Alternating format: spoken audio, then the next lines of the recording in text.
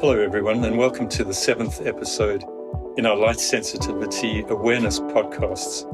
This is a bonus episode as we have another very interesting story to share with you and just knew that we had to include this. My name's Rodney Mountain and I'm here today with Dr Robert Dawe, Dr Marese O'Reilly and Clare, one of our patients. We're again recording from the Scottish Photobiology Service in the Photobiology Unit at Ninewells Hospital, and we're here today to discuss light sensitivity. This series of podcasts is a part of an ongoing patient engagement project that our service is involved with.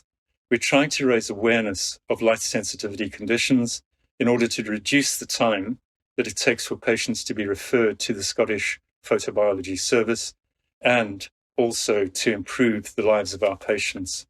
So do you mind if we start with you, Clare? Just a quick introduction as our patient with us today. Hi there, my name's Clare. I'm 51 years old. I'm married and have two fairly old boys now. I've had EPP forever. I was diagnosed when I was 3 and I was actually diagnosed in Canada. So my dad was a scientist and we moved out there and he noticed something was wrong with me and it took a long time for them to figure it out. So I've lived with it for a long time. Yeah. I'm now 51. So I am a primary teacher and I don't let it define me, but it's something I have. Mm-hmm. Thank you. We'll get into things in a lot more detail as part of this conversation. But Robert, do you mind introducing yourself? I'm Robert Dawe, consultant dermatologist and clinical lead of the Scottish Cutaneous Porphyria Service. Thanks very much. And we'll be having a chat about some of the science behind things today as part of this conversation as well. And Marese? So my name is Marese O'Reilly and I'm one of the dermatology registrars based here in Ninewells Hospital. And over the course of my training, I've developed an interest in photobiology and photodermatology. And while we're on the subject of what we're talking today, it's something I know very, very little of myself. Can you tell us a little bit more about Erythropoietic Protoporphria, EPP? It's something I know nothing about. Erythropoietic Protoporphria is a rare genetic condition, and there's only about 50 people diagnosed with it, maybe twice that number in Scotland with it. And it's one of a group of conditions that are called porphyrias. They're actually all very different conditions, most of them. The only common thing with them is that they're all to do with a problem in the pathway to make heme, which is, you can think of as like a cage to carry iron around the body. So iron's useful in a lot of chemical reactions, but iron's poisonous if it's free. So there's a cage of porphyrin molecules around it. It allows you to carry iron. Oh, that's a lovely way to describe that. Yeah. And so there's a chemical pathway to produce this heme. So two chemicals turn to another chemical, turns to another chemical, and so on. And each of the steps in that pathway is made by an enzyme as something that sort of turns the previous one into the next chemical in the pathway. And in erythropoietic protoporphyria, the problem is that there's a shortage of activity of the enzyme that puts iron into a chemical called protoporphyrin to make the heme. People with erythropoietic protoporphyria still have the enzyme, but it's not as active as if they didn't have that, the condition. And because there's a shortage of activity in that chemical pathway at that stage, you get a buildup of protoporphyrin. Protoporphyrin is very soluble in fat, which means that in the body, all the porphyrins go in the bloodstream, but protoporphyrin stays around the blood vessels, which are mainly made of fat, rather than moving elsewhere in the skin, which is why a lot of the things you get you actually often don't see all that much going on. Because when the protoporphyrin absorbs visible daylight, it's important that it's not ultraviolet light, it is daylight that we see by. When the protoporphyrin absorbs the light, then leads to all sorts of other events which causes severe pain, which, as I'm sure will be discussed, lasts for days once it's there. Other things that can happen are that we get rid of protoporphyrin in our bodies through our liver and then our bile. So most people with erythropoietic protoporphyria at some point have troublesome gallstones because the protoporphyrins built up in the gallbladder and crystallise out into stones. You can although fortunately it's very, very rare, you can get serious liver disease because of protoporphyrin is building up in the bile ducts in the liver. If that was going to happen to you, Clare, I think it would have happened now too. Oh, that's good. And another thing that's is nearly always happening in somebody with erythropoietic protoporphyria is you tend to have a slight anemia. And that slight anemia is often mistaken for iron deficiency because when you look at a blood count film, it looks like iron deficiency anemia. But if iron is given at the standard doses to treat iron deficiency anemia, it can make porphyria much worse. Oh, right. So you actually aggravate something. Yeah. And you're nodding your head. I concur, because we tried that, didn't we, once, and it was to be a finite amount of iron to see if that would help. And I think between your letter and the pharmacy, I triple dosed on it. And I have never had such a bad reaction. And in a time of year where you could have been burnt, it was kind of March time, April, and I could not believe how sore I was. So I've decided that, we decided I will not be having iron again. My iron days are done. And Clare, going right back, do you have any childhood memories? Yours goes back to very early in life. Well, I don't remember obviously being diagnosed. I do remember school when I was little, and I've had a fantastic life, don't get me wrong, I've had a brilliant life. But when I was little and I was at primary school, we went to a small village school. Obviously, I'm quite rare with what I have. And back in the 70s, 80s, when you went to school, you didn't want to be different. Mm-hmm. So therefore, even though I had the option to wear long sleeve tops and skip caps and so on, no gloves. I don't think there were ever gloves then. I just remember summers were really hard because I would just be so burnt. Through primary school especially, because our head teacher, bless him, I absolutely loved him, very into sport. I love sport.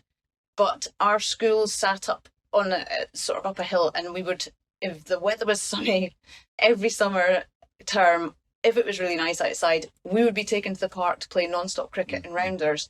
And I invariably knew that I would be standing there, and within 5 minutes, it was so sore, and I would spend the night when I went home from school. It then is, like Dr. Dawe said, it's very painful, and you go through heat-sensitive pain, so you have to cool your skin down, but then as soon as it gets too cold, it's agony, so you have to warm it up again. So I just remember days and nights, particularly poor mum and dad would come through, and I probably had very little sleep, and I just used to have face cloths that would wrap over my hands, and then when it got too hot again and the water was too hot, mum and dad would have to change them. So yeah, I do remember. So you have a very clear childhood memory of that was just, and then just things that I couldn't do. So not all I was that bothered, to be fair, because in primary 5, 6, 7 you would do a big walk. That was your trip, and I hated walking. So if I could use it and get out of it. But other things that I really wanted to do, I couldn't do, or I could, but it would be just too sore. So I tried a quadrathlon one year, which I successfully did about 3 years later. But the quadrathlon, I was burnt within 5 miles of the walk, and it was just so painful it wasn't worth trying it again. So I do think there are things that I missed out on, but that was the path I was given. So you obviously as a child weren't part of actually making the diagnosis. How is the diagnosis made? I'm coming back to our academics here. I mean, a lot of it is thinking about it and suspecting it. And a lot of people, lots of doctors, if somebody says that they have severe pain on daylight exposure, or the parents say, my 3-year-old child screams when the sun hits them, they think, that's a bit odd. Mm-hmm. There's nothing to see. It's often not investigated initially. If it's thought of, it's actually quite easy to diagnose in the sense that you can measure the red cell protoporphyrin, and that really makes the diagnosis.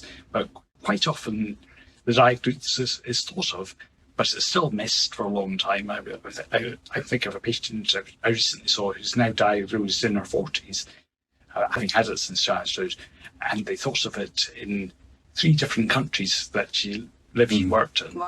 But they sent off the wrong samples. They sent off urine proporphyrins, and urine proporphyrins are usually normal in erythropoietic protoporphyria, but not in other porphyrias. That's why I was sort of emphasising that although there are lots of conditions called porphyria, they're all very different from each other. For this one, you have to think, that's what I'm suspecting, and so this is the test that I want.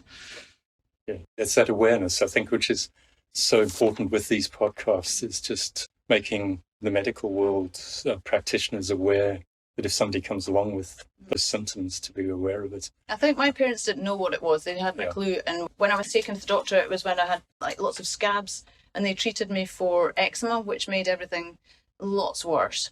And Dad was working in a lab in Canada, in Winnipeg, and he sort of said that it was coming to the summer time, and I really found summer difficult. And one of the people that he was speaking to said, you need to see Dr. Henry Friesen.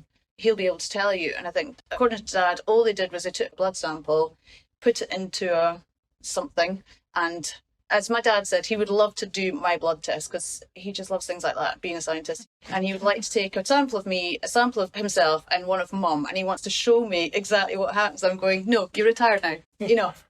Yeah, I was going to ask, is there any of the genetics to it or those elements? The genetics can be quite complicated, but it's now known that in about 9 out of 10 people, you guess it because you've got a mutation in a gene that's what tells your body to produce the enzyme that's short in activity. But having that one mutation for one parent is usually not enough. So most people with EPP have the one sort of major mutation for one parent, and they have a mild mutation, which is given different names, polymorphism, hypomorphism, different names meaning a mild mutation, which is actually extremely common. A mild mutation in the gene that tells your body to produce the pyroglutatase enzyme, which is the one that's short in this condition, is found in about a third of people in Japan, about 15% of people in Western Europe, about 2% of people in North Africa, it's in Tunisia, in almost no one in East or South Africa, which is quite the condition. Rather, it's rare everywhere. You do see differences in different parts of the world. Absolutely fascinating, yeah. But I mean, in the past we still don't know the inheritance in some people, but in most people it's that pattern. So almost certainly one of you. So if you'd done that little test, you would have found out. I think it's come down my mum's side because there's 2 other people in our family that have it. My mum has it very, very mildly, to the point that she's never, I think she must have been tested years ago, but it doesn't really affect her. My mum's cousin's son, who is older than me, he has it, and my mum's other cousin's sons. But I was always told that Simon, my cousin, he was way worse than I was. But in actual fact, he isn't, because he can wear a hat and he can go short sleeves and he can run and so on. So he's not got it as bad as I have. And Andrew has other issues. So having EPP is sort of down there on the list of his problems. So yeah, I'm the only one. I've got 3 siblings. None of them have it. And I actually don't mind, because as long as my 2 boys don't have it, I mean, you live your life. Don't get me wrong, but it would be ideal not to have it. Yeah. On that subject of living your life, how does this affect you in your life, in your day-to-day life, work, going on holidays, all the sort of things that people do? Well, if I let it affect me, I'd probably just stay in a room away from the windows, because you can't be next to the windows, and I would do very little. If I go back to before I had the implant, hanging the washing out, I could last 2 minutes in the garden, pegging washing out in the sun before I can feel a tingling. And it's difficult to describe if you don't have EPP. You just know, I just know I'm being burnt.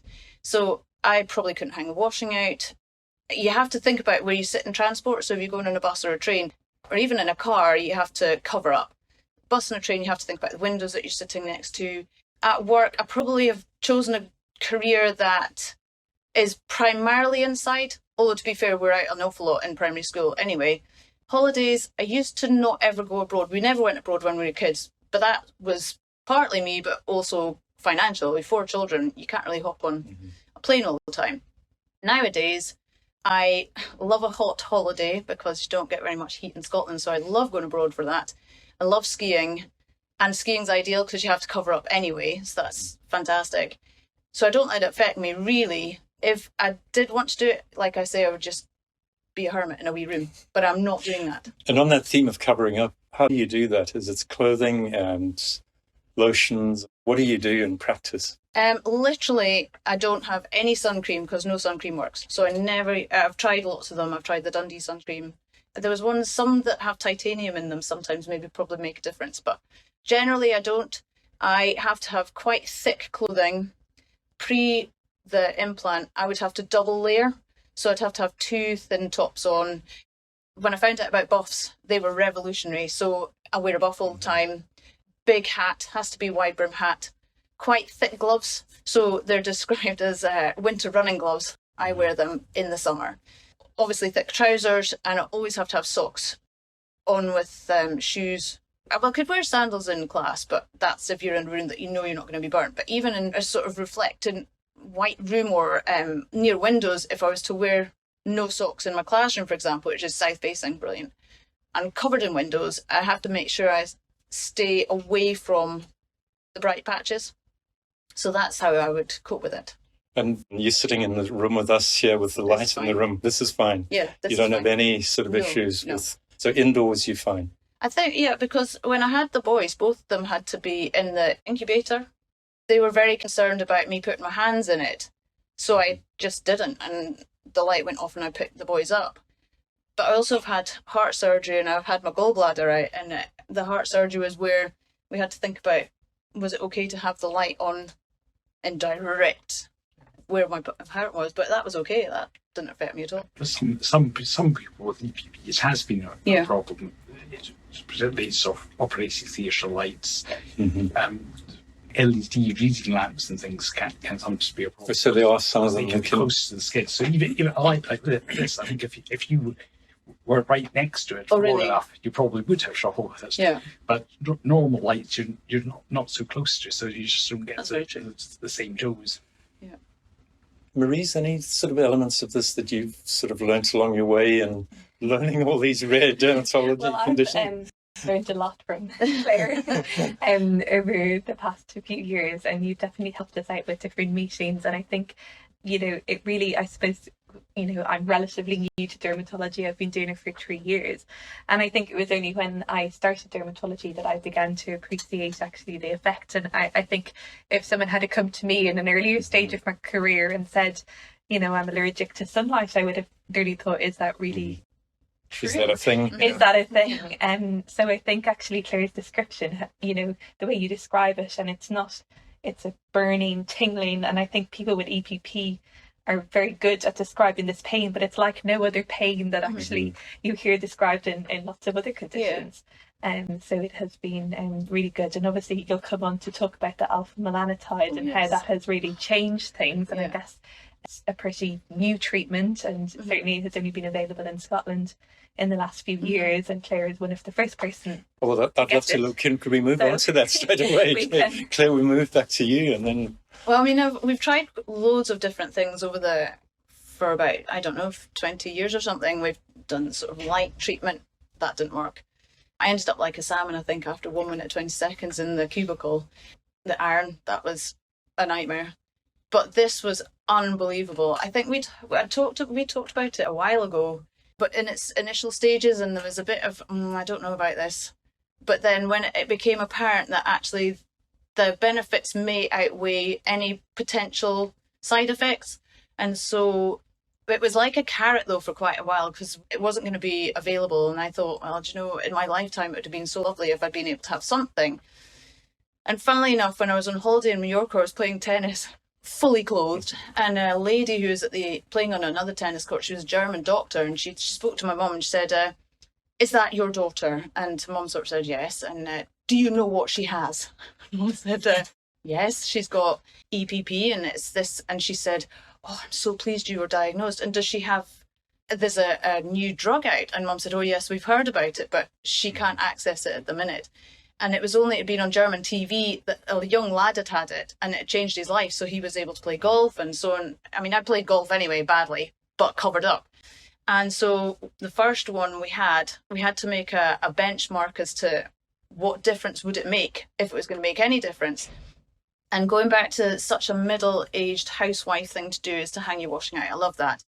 And so beforehand, like I say, 2 minutes, and I would start feeling the sort of, I just know it's not a bird. It's so weird. You just know. It's like I just know when I can't go out into the sun. So throughout the start of March, probably the first 2 weeks, I'm grand. And then it's almost like overnight. And it's really sunny. You go, right, that's me done. I have to cover up now.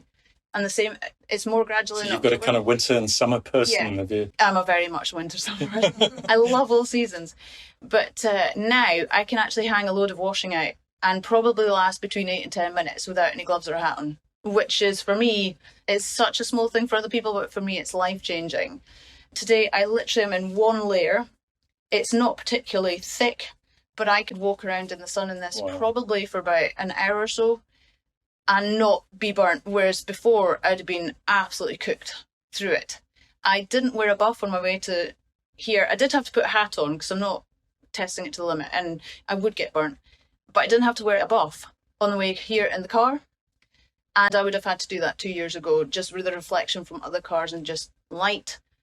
At the weekend, we were away on a sort of activity weekend, and we were on a loch sailing and kayaking and stuff. And I did wear a buff, but on the Sunday, we were messing about because there's no wind at all. We were on paddleboards, and my lovely son decided that I had to get wet. But I made him wait until at least half an hour before we went in, because if you've got a wet buff, you can't actually breathe through it. So you think you're going to drown. And I was about 40 minutes without a buff, with just my big hat and a helmet and whatever, in a wetsuit. And I came away with it, and there's nothing You're burnt. fine. I was fine, which is I'd love to know how this works. Marese, could you? Absolutely. So I guess alpha melanotide is what the implant that you're referring to. It's a medication that's used to treat EPP. And like you said, it has been in the pipeline, and I guess you've heard lots about it for years because it was actually licensed in 2014. But it's only in the last few years that it's been available in Scotland. And if it's not a whole Scottish audience listening to this podcast, unfortunately, it's not available in the rest of the UK yet. And it's similar to a hormone in the body known as alpha melanocyte stimulating hormone, which stimulates the production of eumelanin. And eumelanin is that brown-black pigment in the skin. And it's generally produced by exposure to sunlight, and it blocks the penetration of light into the cells. And obviously, as Dr. Dawe said earlier, patients with EPP have high levels of protoporphyrin 9, and that's phototoxic. So when exposed to light, it causes the painful reactions that you have described so vividly over the course of this talk. And I guess one theory is that by stimulating the production of the eumelanin in the skin, the alpha melanotide reduces the penetration of light through the skin to help prevent these painful reactions and allow patients with EPP spend more time out in visible light. And it also seems likely, we know eumelanin is an antioxidant, and we know lots of antioxidants have been trialled in EPP. But the fact that alpha melanotide, you're getting so much more antioxidant in the skin, that could also be helpful in this case. So in terms of practicalities, you've had it now a few times, but it's an implant and it's injected. So it's just underneath your skin, Exactly, as a little injection, or Yes, and we do it under local anaesthetic, so that's probably the most painful part of the procedure, is getting the local anaesthetic. I think you would where probably do you have agree. your implant? Just and it's normally just on the flank. On your flank, yeah. And the number of implants you get depends, I guess, on the severity of your symptoms. And it's injected every 2 months, generally around, from spring to autumn time. Most patients, in Dr. Dawe's experience, have required about 2 or 3 implants to get them over that time period, but the maximum licensed is 4 implants per year. And I think, how many have you had, Clare? I've just had 2, but 2. I don't think I would need any more, to be honest. So after each implant, then you would have a consultation with Dr. Dawe, see how you're getting on, and we really gauge how many you need based on your response. And you've obviously done very well with 2 implants getting you from spring to autumn time. And I think you will agree that it's generally very well tolerated. Oh, it's great, I mean, I haven't had any side effects. I think the very first one I had, possibly maybe a day or 2 later, I had a bit of a sore head, and I didn't feel just 100%. I happened to be on the phone to my mum, and she said, well, of course, you're introducing a foreign body into your body, Clare, as though, come on, have a wee word. Well, thanks, sciencey mum. It's not me. But the main side effects that some people get are a little bit of nausea, a bit of a headache like you described, or even a reaction at the site of the implant. But generally, in our experience, it has been very well tolerated. Brilliant, most of the benefits outweigh the risks in most cases. I do have 2 marks on either side that look a bit like bruises, and nice lines like that, and I think that's just my brown bit. Really? I know, it's all got a bit my tan. The sort of local melanocytes. Yeah. So I'm just delighted. I'm this so is absolutely fascinating to have it. And Robert, were there any other things you'd like to add to that? No, I mean, in terms of treatments, probably narrowband ultraviolet B is still the useful for most people. I know it didn't work for you. And so I should maybe mention a wee bit about that, because this is something that might be offered and for most people does work. I mean, it might sound daft using light treatment for a light problem, but the idea is that you give measured doses of ultraviolet B rays, which are very far on the spectrum away from the visible light rays that cause the EPP pain, and to build up a tolerance in various ways, including also inducing eumelanin production and various other things. It affects the skin immune system in various other ways.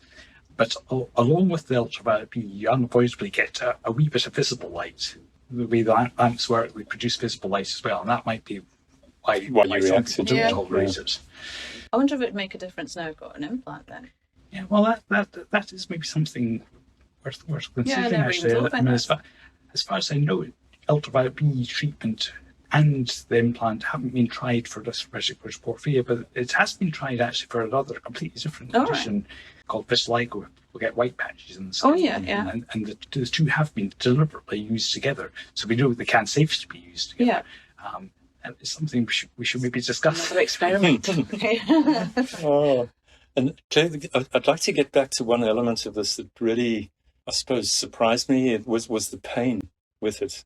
I hadn't realized that there's skin conditions that can cause that amount of pain. Could you describe what actually happens if you had a bad episode? If I think back, because I haven't been burnt for that long, because it's too sore. Possibly, the last time I got burnt, I was camping and the boys were little, and it was been windy and it was really sunny before buffs, etc. And the pain is something that you just start being itchy. So you start off and it's sore and you know you've been burnt. And then you just want to claw your skin. But when you start scratching, it's really sore. Then it's the heat, cold sensitive situation, which is so awful. I mean, it's really bad because you get too hot and that hurts. And then you get too cold and that hurts. So there's a fine balance. And it takes probably, before afamelanotide, because that's another thing, if I have been caught out, the symptoms disappear very quickly. Whereas before you would be 2 to 3 days. Certainly your pain and heat sensitive would last at least 2 days. And you can take any number of tablets, doesn't make any difference. Not even the placebo effect of a tablet made any difference. So you kind of had to just sort of put your big girl pants on and just get on through that. Once that had happened, probably about a week later, I primarily get burnt on my top lip underneath my nose or my nose, which is why I'm quite scarred. And it would be a sort of purple, you'd see purple, almost like a bruise coming out. To describe it to my kids in school, when I tell them that I'm allergic to the sun, I say it's like being burnt from the inside out. And so what then happens is that I know I'm going to get cracks and your skin splits and you end up with cuts as though you've taken you've whacked yourself. Absolutely awful. And that takes probably about another week at least to heal. And you end up just with scars everywhere.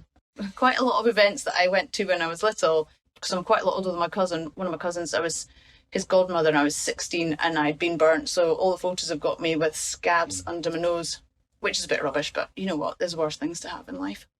So it's so good to hear that this new treatment's helping. Amazing. With all that sort of thing, and just your quality of life, I suppose, is improved with that. Certainly. Don't get me wrong. You can make what you make of it. So I've always tried to be more positive about it, because what else can you do? But this just makes it just slightly better. You can sit outside in the garden with just a big brimmed hat on, round a table, eating your tea maybe under a sun umbrella, which I couldn't have done before. And that's amazing. Big change. Oh, huge. It's great. Okay, thank you so much. And I mean, just rounding up now, are there any bits that we've not covered, bits that I've maybe not steered into our conversation? I was absolutely correct. I have no gallbladder anymore because I think we diagnosed that I had gallstones, and I had suffered from them since I was about 21. I remember at uni thinking I was having a heart attack, and actually that would have been the start. And Mum had said, at the time, I think you've got gallstones, but when I went to all the GPs, they were saying, well, you're not fair, fat and 40, so it can't possibly be that. But it was the crystalline. I actually asked to keep them, but I wasn't allowed. I think everybody does. Yeah. Like that. Oh, shame. But when I was pregnant, both times, I mean, it was dead easy. Sorry, I was very lucky. I love being pregnant. But I did end up with pregnancy-related osteoporosis, because I never even thought about doubling up on the vitamin D at that time. So your bone density, obviously, because you're not getting the same light from the sun. So any EPP patient that is pregnant needs to whack a load of that in. And as a result, I've got wedge fracture in my spine. But again, I can still do lots. So that supplement, do you need that supplement at the moment? I'm on Do you have it. a view on that as well? Cholecalciferol tablets that I take every single But day. you need it boosted during pregnancy. And speaking about pregnancy, did it affect your pregnancy in any way, or how were your boys tested? When you had them? No, I mean, it never affected me in the pregnancy, although I was hoping, because I'd heard that sometimes when you're pregnant, your EPP symptoms are lessened, but I didn't notice that. I had both of them early, but that was okay. They were big when they were early. Jack had his blood tested probably the first day that he was born on the Saturday night, so maybe the Sunday. And he'd had to have 3 tests before they discovered it wasn't, because I had him in PRI. And by the time the blood got here, it wasn't a good enough sample. Tom, I had here because he was 5 weeks early. And I think I had the cord blood tested. So for the first 3 days of his life, we thought he had EPP, because they'd obviously got, I get emotional about this, they got my cord blood in it. So day 4, I think both of them were quite jaundiced, nicely tanned. And day 4, they wanted to put him in a whatever, and they wanted to do it. They were actually talking about giving him a blood sample because he was quite young. And they tested him again and found that he hadn't got it. It was the best ever. It was almost like my first miracle. It was amazing. So, yeah, those are the only things I would say that was different with the boys. I don't know how it would happen in the future, because obviously they may well be carriers, but They probably will carry. Yes, it would be worth getting them tested. It used to be able to be easy to get testing for the mild mutation, but it's now fairly easy to get genetics of the major mutation as well. So they should be tested. okay. That'd be useful advice to sort of pass on. Yeah. The other thing, just with what you're mentioning, was you were mentioning sort of visible light phototherapy for jaundice in the newborn, and the type of light that's used for that is usually exactly the wrong light for EPP. Is it? And so that's one of the reasons why some centres, like here, national centres, do a test on cord blood, just really as a sort of crude screening test, Right, okay. to see whether or not it looked as though you would be able to give visible light safely if you had to. But yeah, I'm very lucky they don't have it at the minute. So, and it's not the done thing to be out in the sun these days anyway. So I think when I had Tom, my mother-in-law kept going on and on and on about how poor Tom was, and it was such a shame, and how was he going to cope. By the end of it, she'd whittled on so much that I actually had told her in no uncertain terms that if you didn't have EPP, your life is rubbish. Which quite clearly is not quite the case, but she had wound me up to a little bit. So sorry, Mary. Well, thank you all, Clare, Robert, Marese, for this conversation. I've learned a lot, and hopefully our listeners are going to learn a lot from this conversation and learning from your experience with this condition. So yeah, a huge thank you. You're very welcome. And for those of you that are listening, there's a wealth of other information on the NHS Photobiology website. To find these details, you can get the information linked to this podcast and our series of podcasts. So once again, huge thank you to all of you.